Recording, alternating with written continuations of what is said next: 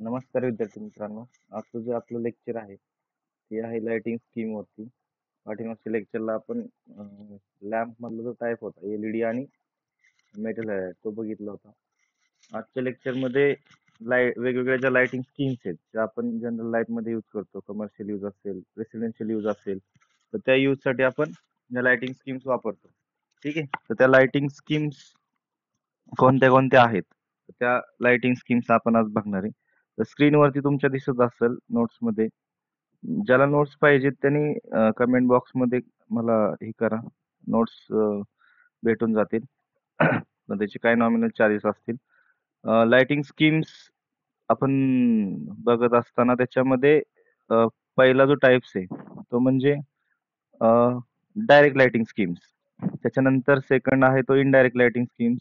त्याच्यानंतर semi direct lighting schemes, semi indirect lighting schemes आणि general lighting, अशा 5 type मध्ये जनरल किंवा डिफ्यूज म्हणतात त्याला. तर ह्या लाइटिंग स्कीम्स विचारले जातात. एमएसबीटीच्या क्वेश्चन पेपर मध्ये जवळपास 6 मार्क्ससाठी याच्यावरती क्वेश्चन विचारला जातो.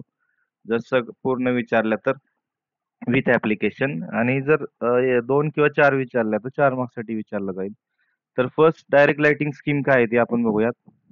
तर डायरेक्ट लाइटिंग स्कीम मध्ये दिसत असेल की हा लॅम्प आहे. ह्या लॅम्पचे जे रेज आहेत ते फक्त एका वेगळ्या विशिष्ट ह्याच्यावरती त्याला डायरेक्शन दिलेली किंवा ज्या पद्धतीने त्याचे रिफ्लेक्टर लावलेले आहेत त्या पद्धतीने वर्किंग स्पेस वरती खाली पडतात. समजा इथं वर्किंग स्पेस असेल तर जवळपास 100%, नियर अबाउट 100%, ऍक्च्युअली तसं नसतं, पण मॅक्सिमम लाईट जी आहे तुमच्या वर्किंग स्पेस वरती पडते. किंवा या टाइप मध्ये असेल तर मग किती लाईट पडते, तर 90% खाली theory मध्ये तुम्हाला दिसेल की इन दिस केस 90%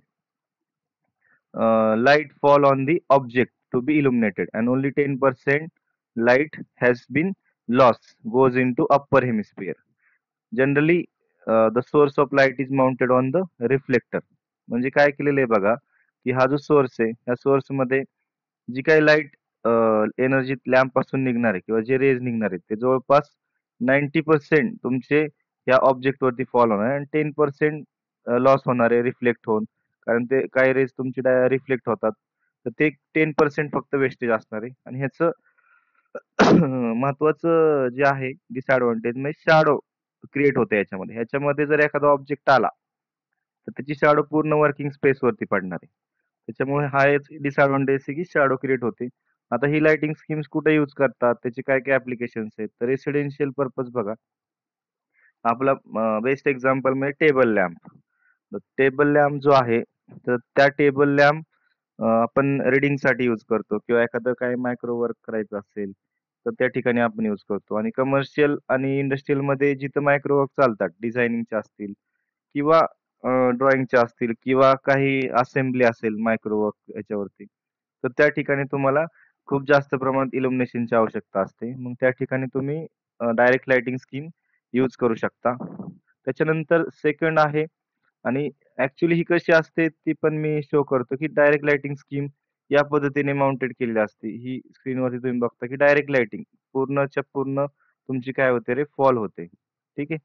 आणि ही सेकंड वाली इनडायरेक्ट लाइटिंग. इनडायरेक्ट लाइटिंग म्हणजे काय, अ, इथं तुमचा जो लॅम्प आहे तो अप्पर डायरेक्शननी माउंट केलेला असतो आणि जे काही रेज वर्किंग एरिया आहे तो वर्किंग एरिया इथं आहे. त्यामुळे जे काही रेज इथून रिफ्लेक्ट होतील ते तुमच्या वर्किंग एरियावरती येतील.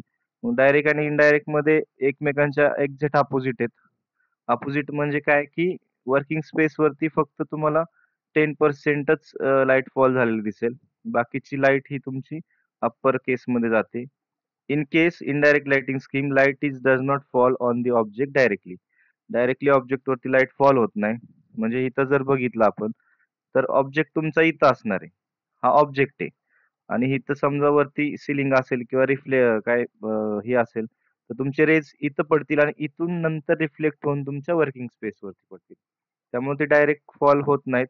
नंतर maximum light is thrown upward and then it is directed toward the object to be illuminated. मग ह्याचं ऍप्लिकेशन काय आहे, तर ह्याचं ऍप्लिकेशन तुमचं ड्रॉइंग ऑफिस असेल, म्हणजे जिथं ड्रॉइंगचे वर्क चालतात, किंवा use where shadow will not be permissible. ह्याच्यामध्ये मात्र शॅडो अजिबात तयार होत नाही. कारण light rays all direction reflect होतात. त्याच्यामुळे शॅडो क्रिएट होण्याचे चान्सेसच नसतात. आणि अशा ठिकाणी तुम्ही जिथं शॅडो नाही पाहिजे किंवा ड्रॉइंगची कामं केली जातात, अशा ठिकाणी तुम्ही ही लाइटिंग स्कीम वापरू शकता. त्याच्यानंतर दुसरी आहे ती semi indirect lighting scheme. Semi indirect lighting स्कीममध्ये बघू शकता की 60 टू 90% जी लाईट आहे ती अपवर्ड डायरेक्शनने जाते आणि 10 टू 40% ऑफ लाईट फॉल होते ऑब्जेक्टवरती. त्याच्यामध्ये in this case about 60 to 90% of light is projected upward and inclined plane and about 10 to 40% of light about 10 to 40% of light is directly fall on the object to be illuminated. म्हणजे object वरती कमी light पडते आणि जी light upward direction मध्ये किंवा incline plain मध्ये जाते ती जास्त प्रमाणात आहे सेमी इनडायरेक्ट मध्ये. इकडे जाणारी जवळपास 60 टू 90% आहे म्हणजे मॅक्सिमम आहे. आणि ऑब्जेक्ट वरती पडणारी ऑब्जेक्ट इथे आहे. ऑब्जेक्ट वरती पडणारी तुमची लाईट किती आहे 10 टू 40% आहे. मग ह्याच्यामध्ये in this shadow are faint and not effective. आता सेमी इनडायरेक्ट आहे म्हणजे शॅडो काही ना काही तयार होणार आहे ह्याच्यामध्ये, पण ती एवढी अफेक्टिव्ह नसते. त्याच्यानंतर ऍप्लिकेशन कुठे आहे? It mainly use for decorative purpose. जर डेकोरेशन करायचंय अशा ठिकाणी या लाइटिंग तुम्हाला दिसतात. काही प्रोग्राम आहे किंवा फंक्शन आहे, अशा ठिकाणी तुम्हाला डेकोरेशनची गरज पडते. मग त्या ठिकाणी ही तुम्ही semi indirect lighting scheme use करू शकता. त्याच्यानंतर आहे थर्ड वाली. त्याच्यानंतर इमेज बघा सेमी इनडायरेक्टची तुम्हाला दिसेल इथं. सेमी इनडायरेक्ट लाइटिंग स्कीम अशा पद्धतीने असते. म्हणजे काही डायरेक्ट फॉल होते, काही तुमची वरती जाते. अशा पद्धतीने तुमची लाईट ही सेमी इनडायरेक्ट लाइटिंग स्कीम तुम्हाला पाहायला भेटते. त्याच्यानंतर फोर्थ नंबर आहे semi direct lighting scheme. Semi direct lighting scheme ही तुमच्या सेमी इनडायरेक्टच्या एक्झॅक्ट अपोजिट आहे. याच्यामध्ये 50 टू 70% लाईट अपवर्ड जाते आणि 40 टू 60% ही ऑब्जेक्ट वरती फॉल होते. नंतर इथं मध्ये फिन्स लावलेले असतात. म्हणजे वरती जाणारी लाईट ही खाली तुमची रिफ्लेक्ट कमी प्रमाणात होते. खालची वरती रिफ्लेक्ट कमी प्रमाणात होते. त्याच्यामुळे मध्ये हे एक पार्टिशन किंवा तुम्ही फिन्स म्हणू शकता.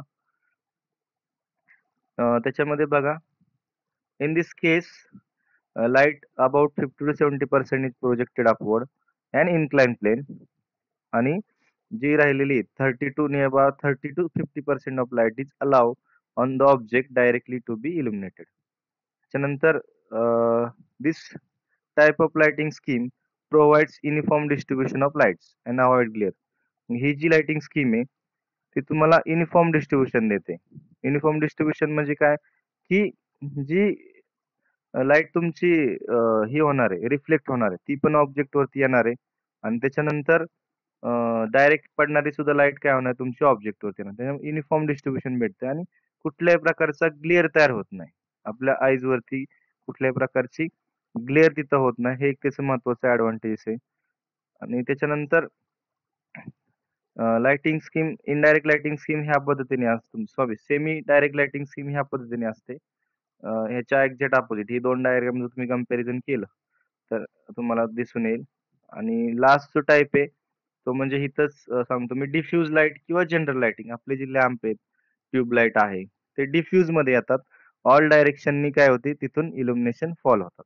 म्हणजे ऑल डायरेक्शननी रेज जातात. त्याला डिफ्यूज किंवा जनरल लाइटिंग स्कीम पण म्हणतात.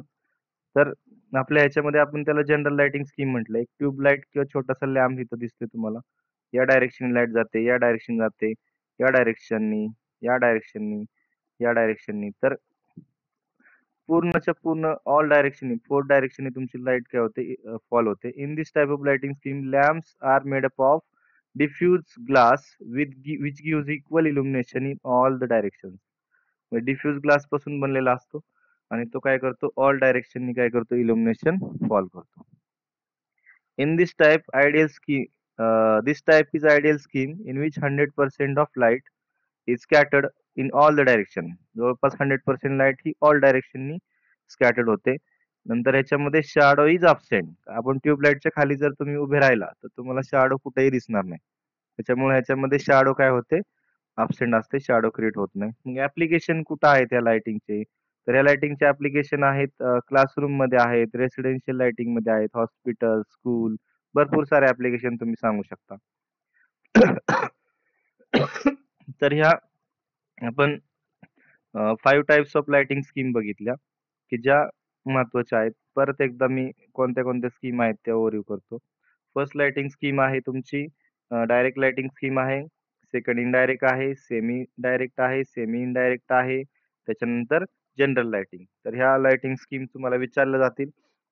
एक्झाममध्ये जसं मी लिहिलेलं आहे डायरेक्ट लाइटिंग स्कीम, तिची इमेज, त्याच्यानंतर डिस्क्रिप्शन आणि ॲप्लिकेशन्स किंवा एखाद दुसरं ॲडव्हांटेज, डिसॲडव्हांटेज शॅडोच्या बाबतीत तुम्ही लिहू शकता. तर शॅडो ही फक्त डायरेक्ट लाइटिंग स्कीममध्येच मॅक्सिमम प्रोड्यूस होते. बाकीच्या लाइटिंग स्कीममध्ये तुम्हाला जास्त प्रमाणात शॅडो कुठेही दिसणार नाही. तर आजचं जे लेक्चर आहे ते आपण इथंच थांबूया. त्यामुळं पुढचं जे लेक्चर होईल ते मला वाटतं न्यूमेरिकल राहिलेले आहेत आपले, तर न्यूमेरिकल वरती होईल. धन्यवाद.